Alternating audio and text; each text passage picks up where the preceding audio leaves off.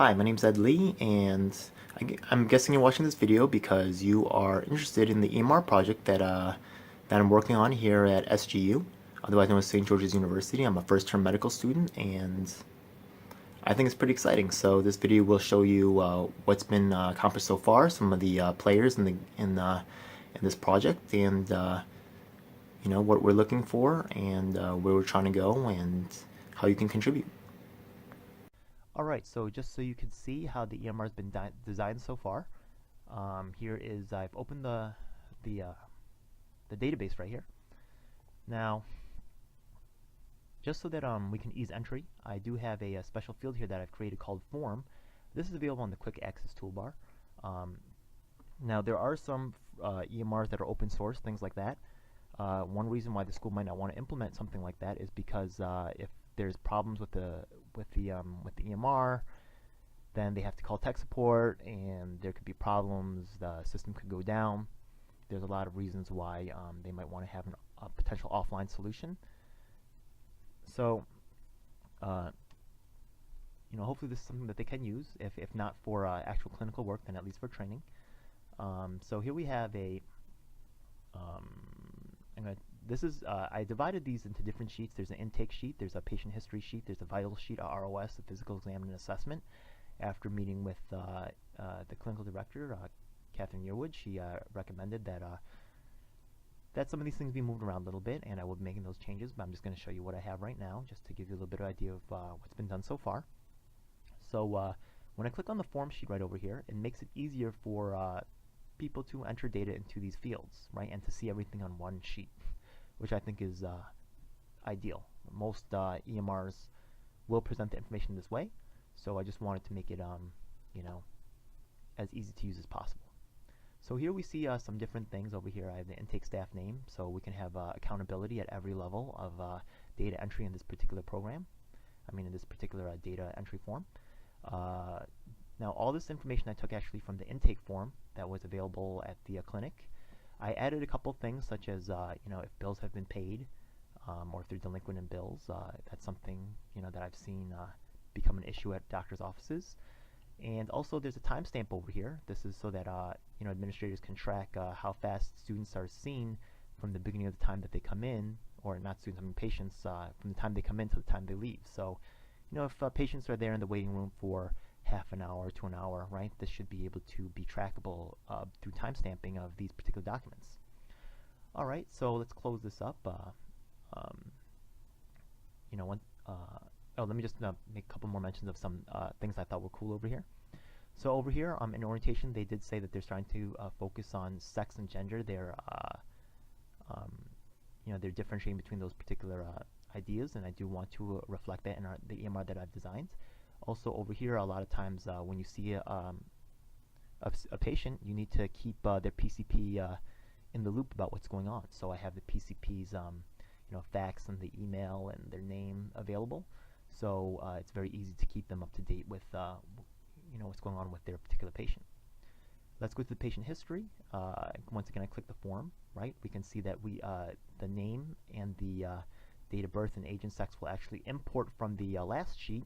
So that way, if you're working with multiple patients, then it'll be easy to, put everything into the correct field.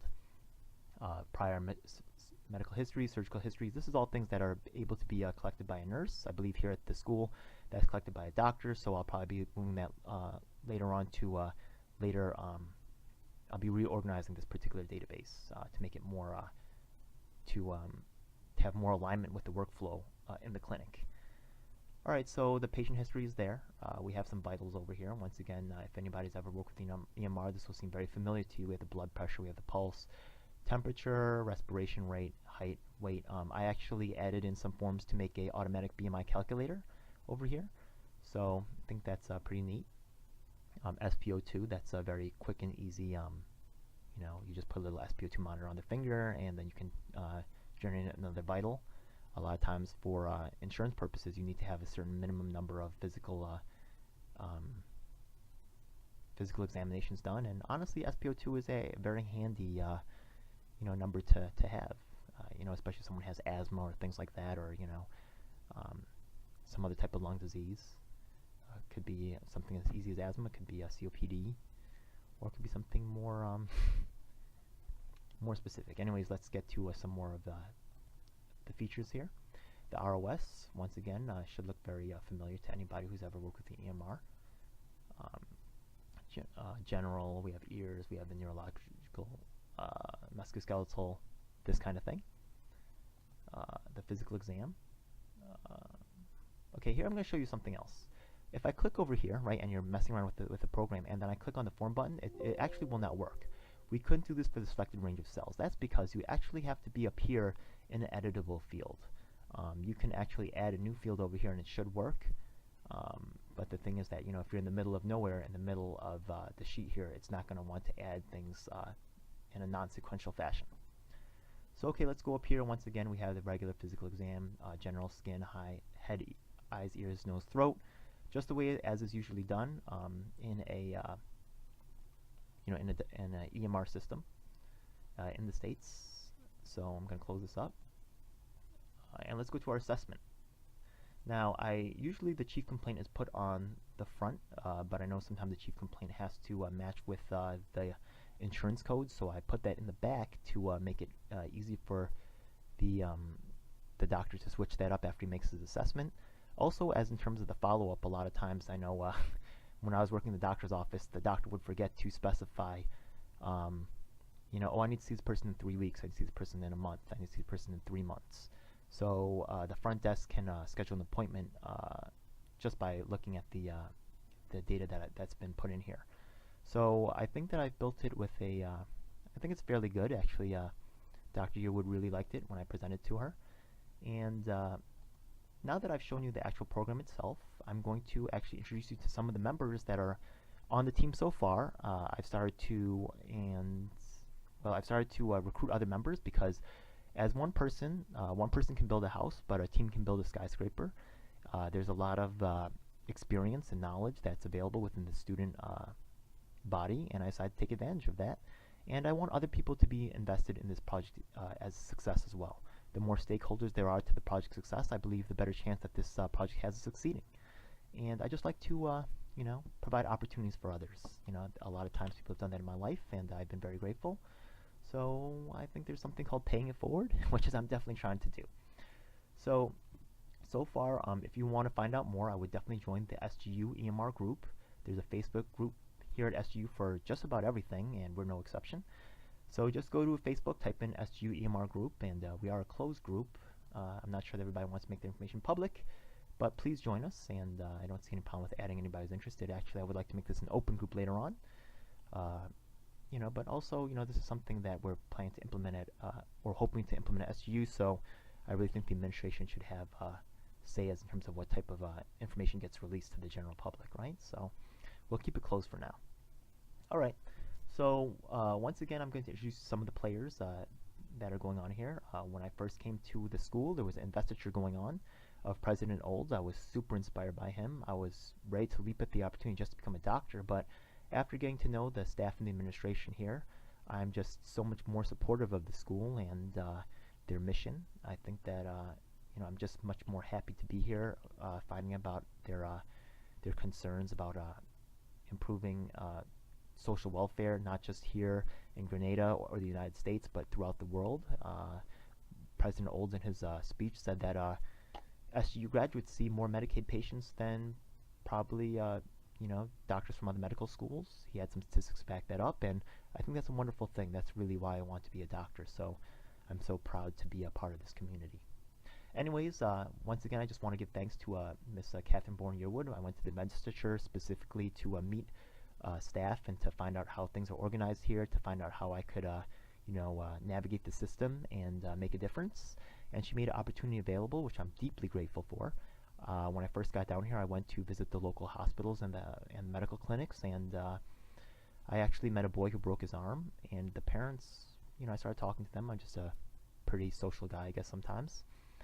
And they showed me the medical record for their son, right? And I saw that it was on paper and it was handwritten, and I said, that's I wasn't expecting that. I was expecting them to have EMRs just like we have in the States. They did not. And I related this story to Miss Yearwood when I was at the investiture ceremony, and she said that at the SGU clinic they're also working with paper notes. So she said she would like to have an EMR, and guess what? I'd like to make that happen. Alright, now let's talk about some of the students that are involved with this particular project. One of the students that I think is the most qualified here is, I hope I don't mess her name up, Tram Tai. Here she is right here. She's actually a fifth termer here at the school, so she has probably more experience than anybody else has in terms of being a student here. She's also president of the Diagnostic Society, so she actually has some leadership experience. So, you know, she joined the team, and she's a great team player. I think that she's a wonderful addition to the team, and I think that she will be contributing in huge ways to this progress, to the progress of this project. She's already, you know, just been wonderful to work with, and I, you know, think that she's a great leader. So I definitely plan on seeing more from her. Now, here's, as in terms of the technical element, right, there's a certain amount of technicality to, you know, I thought about making the program available through PHP or SQL, things like that. But then as I thought about it, I thought less networking is probably better. It's probably more secure to have an offline electronic medical record system. So I want to give a deep thanks to Sadiq Uden over here. He's very cool. He's a first-termer like myself. He's been very passionate about helping with this project. He's extremely enthusiastic, and he's been made a lot of he's had a lot of good insights already, and he's contributed in a lot of ways to this program. I'm super excited to have him on the team. Thank you so much, Sadiq. This is Sydney Fasulo. She's actually managed a healthcare clinic in the States, and she's worked a lot with HIPAA. So she has a lot of knowledge about this particular about what's necessary for that particular program. So she's a wonderful addition. I can't believe how lucky I am to have you know, her on the team, and you know, it's just a wonderful thing. So yeah, she's definitely someone. Her technical knowledge is also very good. So you know, I call them my tech team for now. There's some other people that I'm interested in right now, but we're going to talk about that more in a moment. Here's someone who's very interesting. His name is Z Murtaza, and what's so interesting about him is he's actually gone on a medical mission with you know, those where they visit you know, some other countries and things like that, and he actually had to work with an offline EMR. So I have members of my team that are raring to go. They're ready to put something out. Me, myself, I can't wait to put this out there. But I definitely want to get some input from this guy because he's actually worked with offline EMRs before in non-ideal settings. Sometimes in third world settings. Hopefully, you know, sometimes we go out to the field. There's a selective going to Kenya this summer, as well as some other, you know, Thailand. They may not have electronic medical records there, just like here in Grenada. So I think his insight will be very good, and I'm really looking forward to his contributions on the team. There's a whole bunch of other people that I probably should be mentioning, but I just haven't yet. But come and meet us. We're all in this SGU EMR group. So and I'm still recruiting. There's people actually joining as we speak right now. So it's truly a wonderful thing.